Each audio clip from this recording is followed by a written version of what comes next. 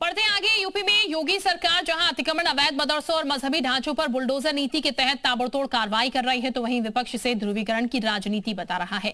इसी बीच सहारनपुर पहुंचे एआईएमएम प्रमुख असदुद्दीन ओवैसी ने सीधे तौर पर आरोप लगाया है कि सरकार की नजरों में अब मुसलमानों की मस्जिद, मजार और मदरसे निशाने पर हैं और सरकार नहीं चाहती कि मुसलमान आगे बढ़े। आखिर 2027 के चुनाव से पहले ओवैसी की इस तूफानी तेवर के मायने क्या है, इस रिपोर्ट के जरिए देखिए।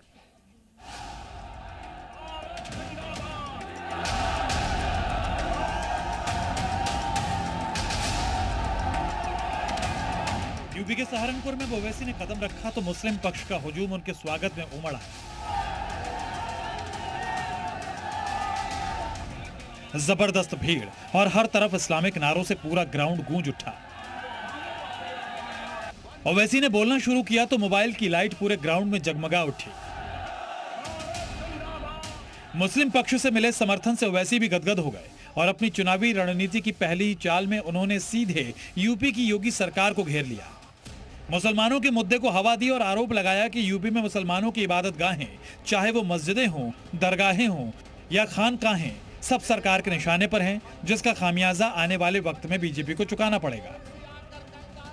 कि मस्जिदों को निशाना बनाकर, मदरसों को बंद करके, हमारी वक्फ की जायदादों को छीनकर, हमारी यूनिवर्सिटियों को तोड़कर वो इस्लाम से हमको दूर कर देंगे, तो मैं इन लोगों से कहूंगा कि जब सोवियत यूनियन था ऐसा ही जुल्म हुआ, कम्युनिस्ट पार्टी खत्म हो गई, सोवियत यूनियन खत्म हो गया और मस्जिदें आज भी आबाद है।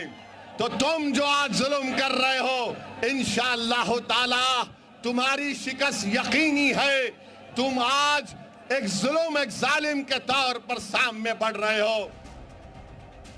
धार्मिक स्थलों के साथ साथ ओवैसी ने मुस्लिम समाज की शिक्षा व्यवस्था और मदरसों पर हो रही कार्रवाई को लेकर सरकार की मंशा पर गंभीर सवाल उठाए।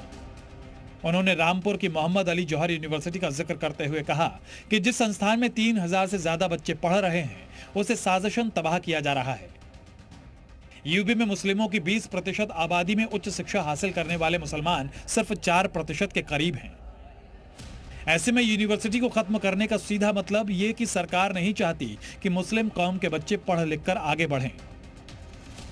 अगर आप यूनिवर्सिटियों को तोड़ना चाहेंगे, 40 में 38 इमारत को तोड़ना चाहेंगे, तो आपका प्रोग्राम वाज़ेह है कि आप ये नहीं चाहते कि मुसलमान तालीम याफ्ता हो, लिटरेट हो, एजुकेटेड हो।